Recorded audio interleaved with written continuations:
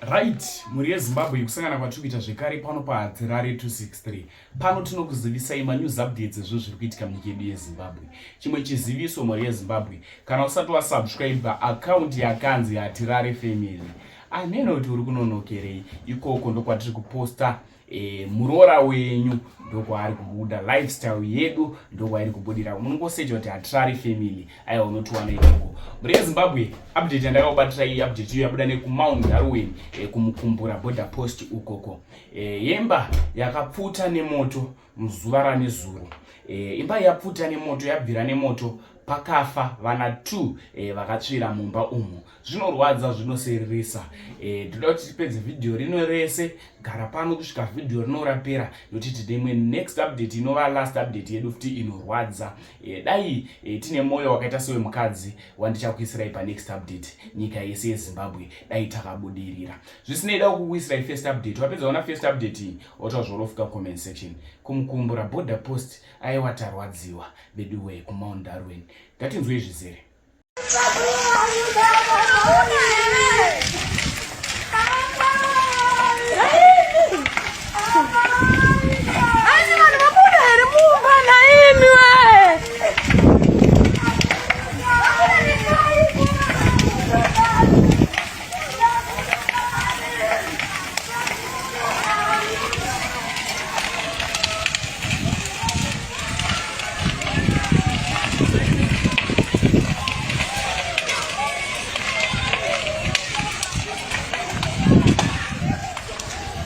Haya. Chico.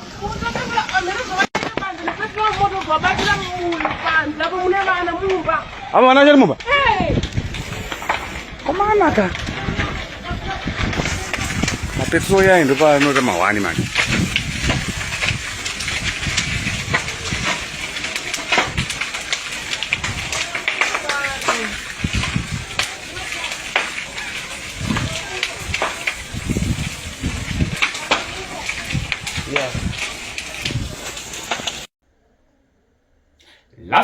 Last update iyo yekufa kwaTebi.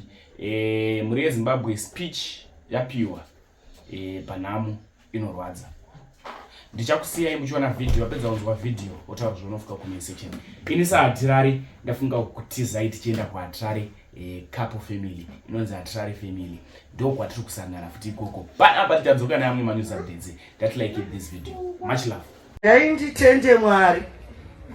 Asi ndinokumbira ndichati taurei zvakanyanya, nokuti ndofunga manzwa kudodzi achihoro, ini ndoyera nzou.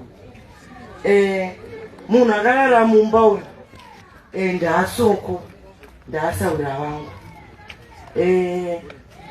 Handimanzwa kuti saurira kuSouth Africa nasaurira kuZimbabwe. Ini ndisaura wake kuZimbabwe. Usaurira hwangu naTebi wakabva panguva yandakasangana naTebi ari pakutambudzika. Maroma anobva ati panguva yekutambudzika hanzi Mwari inhare.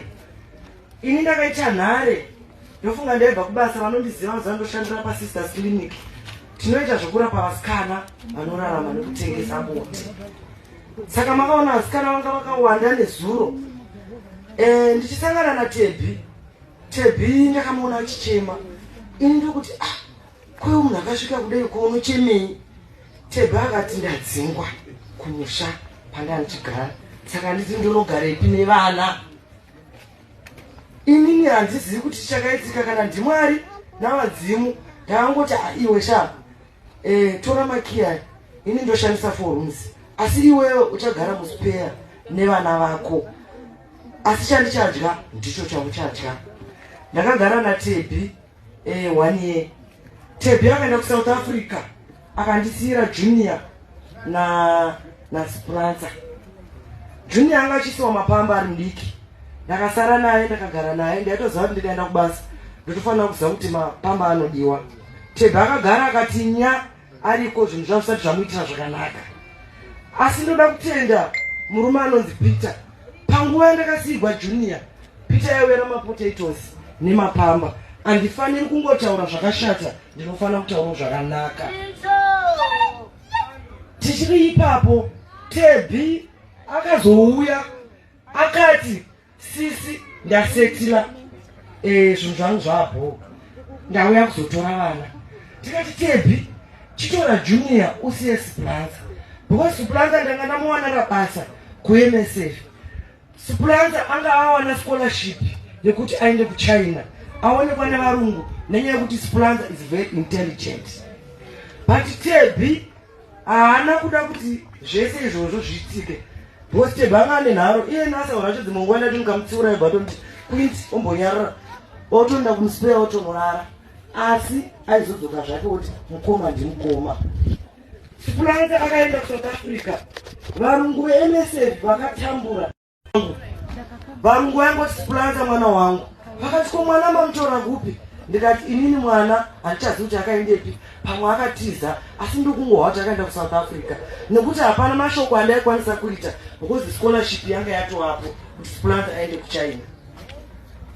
Tebhi achidzoka anongoziva kuti anogara kuSouth Africa achidzoka kuno kuZimbabwe aiziva kuti akadzika ndege aituma mamai dei makii ari pai ndoti ndanopiwa makii nagogo otopiwa makii ake otomuwana arumba zvake arumba akarara.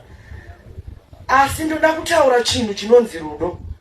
Vana mai vana baba vana vasara ava vana Siplanza ava naJunior naShoni musavararamisa upenyu hwakararama Tebhi wokuti Tebhi akararama upenyu hwounherera vana mai vake muripo.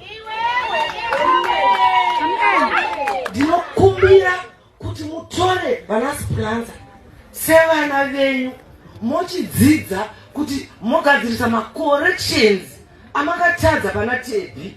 Chero dai ari kutukai asi mhosva inoregerekwa even munhu ari mubhodzi muregererei nokuti kana mukaramba makasungirira chigumbu muchiti Tebhi aindituka zvavei hanzi munozovepi kana hwamanda yorira yaTebhi yarira yenyu icharira rini. Ndinonwa kudedera nokuti Tebhi ane hama dzakanaka ane hama dzine mari tiri kupupura asi Tebhi airarama akagara anomwe muroora wake akasinire Junior achazivi kuti aenda kupi ana ndifamba naye munoona ndamushaya. Asi ndiri kuti takaresa moto une Friday moto wainetsa kuvesa panapa vedu vetu kukumbirawo zvibinge siyai zvibinge izvi kana munhu atofa atofa kwete kutiudza nguva yekuti taifanira kuchema Tebhi kubva musi wafa kusvika nhasi achienda tiri pano tichiungana nyangwe depa pasina chikafu taiimba tidzokera kudzimba dzedu tichinodya kwete kuti pamutemo wokuti hanzi hamuvesi moto. Ndirasawira Tebhi vanoziva ndichataura pane vakaona vhidhiyo raTebhi rakaita 3 days ago. Tebhi akabuda aita vhidhiyo riyari achitaura ndakamufonera Tebhi ko mwana akaona vhidhiyo zvikanzi ini ndakararama senherera ini asi kana ndikafa mukoma wangu chengeta vana vangu semachengetero wakaita vana vangu. Saka ndinoda kukutendai ende ndoda kukutendai Mr. Munetsi nerudo nokubva naTabhethi.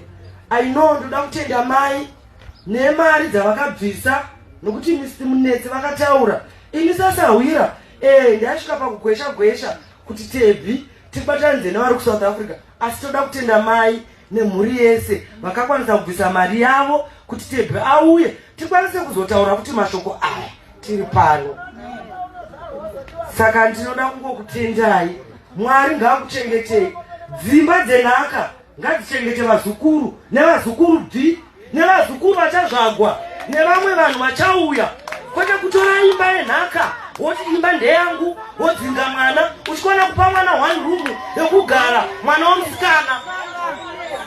Mwari ngaakuitire zvakanaka nekudzinga Tebhi kwamanga makaita asi ini sachihoro ndiri kuti rufu inzira yaMwari kwauri guta uyawo hakuna wesimbi hakuna wegoridhe mazvita yenyu